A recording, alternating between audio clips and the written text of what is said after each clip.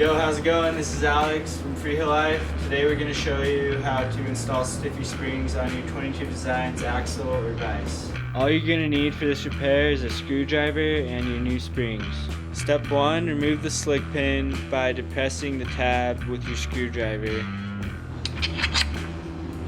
Step 2, remove the flex plate. To do this, you lift up the flex plate, push down and slide to the right. Step 3, slide your spring cartridge forward and remove either the red or green spacers from the cable. Here at Freeheel Life, we remove the spacer by grabbing the top hat, pulling the cable through the split, then pulling the spacers straight up.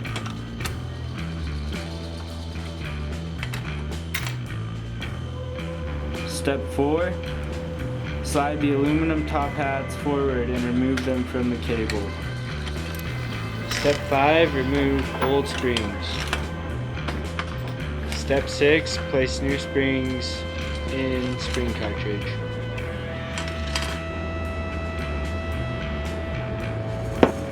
Replace the top hats, and then the spacers.